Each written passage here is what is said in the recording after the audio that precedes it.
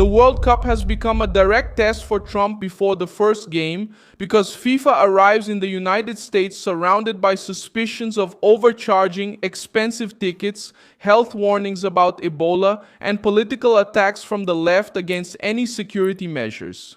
This Monday, June 1st, 2026, just a few days before the tournament opens, Trump is at the center of the crisis. Not because he created the problem, but because he put the federal government in charge of controlling a billion-dollar party that FIFA sold as a perfect spectacle. The left freaked out because they wanted a World Cup without complaints, without strict oversight, and without any demands against the global structure of football. But when it comes to human trafficking, counterfeit goods, smuggling, suspicious tickets, and the risk of disease coming in with the crowds, the American state has to act. What was FIFA doing with this fraud? It blew up now.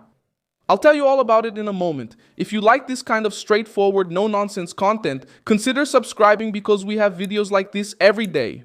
The World Cup starts on June 11 and will be the biggest in history, with 48 teams, 104 matches, and shared hosting between the United States, Mexico, and Canada.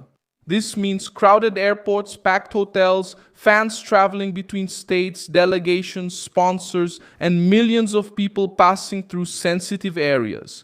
Trump set up a White House task force to coordinate the event with federal agencies, host cities, and local authorities, with Andre Giuliani as executive director.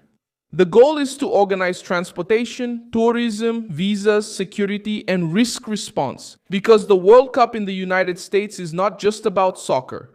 It's about borders, money, global image, and security. Nacional e segurança nacional. The left's outrage began when security authorities announced that ICE and HSI would be on the streets every day during the tournament.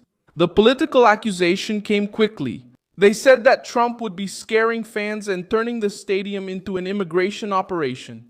But the official statement mentioned a different target. The operation will be against counterfeit tickets, human trafficking, drug smuggling, and counterfeit products. The operation targets counterfeit tickets, human trafficking, drug smuggling, and counterfeit products. The operation targets counterfeit tickets, drug smuggling, and fake goods. Calling it an exaggeration is like wanting a World Cup without police. Operation, ticket smuggling, human trafficking, counterfeit products. The operation targets counterfeits, human trafficking, drug smuggling. The same left that complains about the presence of ICE also complains about FIFA's prices. The New York and New Jersey prosecutors have subpoenaed FIFA because of the sale of tickets for the World Cup. The suspicion involves high prices, marketing, consumer information, and possible artificial scarcity. In other words, the accusation is that FIFA may have created the impression of limited ticket availability to push prices higher and squeeze the average fan. Letitia James, the New York Attorney General, said that tickets for the final at MetLife Stadium reached as high as $4,000. And she stated that FIFA raised prices for 90 out of 104 games in almost 34 of them between October and November.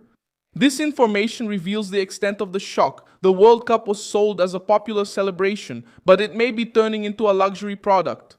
Families who dreamed of seeing a national team on the field are now facing prices that seem designed to keep regular people away and favor those who can afford anything.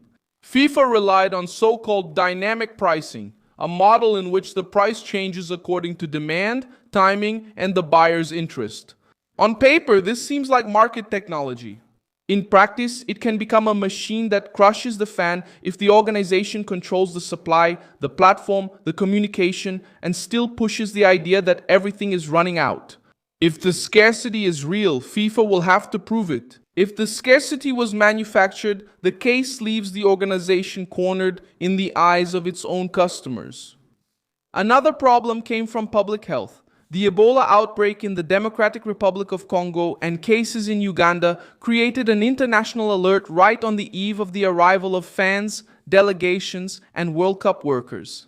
The World Health Organization called for community cooperation to contain the spread of the virus in Congo, where 282 confirmed cases and 42 deaths have been reported. In addition to hundreds of suspected cases, the CDC announced temporary restrictions and enhanced screening for travelers who have recently been in affected areas, including Congo, Uganda, and South Sudan. American citizens, legal residents, and nationals can still enter, but they undergo enhanced screening. The Congolese Federation requested reimbursement from FIFA for fans affected by the travel restrictions. This issue strikes at the heart of the organization. The fan buys an expensive ticket, plans an international trip, faces a health alert, and then has to wait for FIFA's response about a refund. Meanwhile, the left tries to turn American health protection into political persecution. The problem is that disease doesn't ask for ideological permission to cross the border. A serious nation doesn't wait for the crisis to come through the airport before taking action. The left knows it can't openly defend a vulnerable border, so it tries to change the focus. Instead of talking about suspected ticket fraud, it shouts against ICE. Instead of demanding transparency from FIFA, it accuses Trump. Instead of admitting that human trafficking increases at huge events, it treats enforcement as abuse. Rather than recognizing the health risk, it makes screening a fear-mongering message. This reversal protects FIFA, protects the billion-dollar soccer market, and puts the blame on the only government that's trying to impose order. The White House has the chance to turn the World Cup into an example of applied sovereignty. Honest visitors are welcome. Fans need protection. Criminals must be hunted down. FIFA needs to be held accountable if they play around with prices. And public health cannot be held hostage to emotional blackmail. The World Cup is in the United States. And in the United States, the final word on borders, security, and the protection of citizens does not belong to Gianni Infantino. Trump exposes FIFA's chaos because the crisis is not under American control. The crisis is in an organization that promised a global party, pushed expensive tickets, came under the scrutiny of prosecutors, faces fans affected by health alerts, and now sees the White House bringing order to the event. The left is freaking out because it lost control of the narrative. They tried to make Trump the problem, but the facts point elsewhere. The suspect is at the ticket office. The threat lies in criminal networks.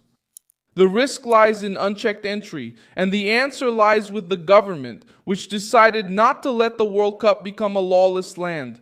I'm Milson Alves, an international relations specialist, and my purpose is to keep you well informed with the truth every day. The news links are in the video description. Leave a like on this video, subscribe to the channel, and at the end, check out the comments so you can be even more engaged with the Milson Alves global community.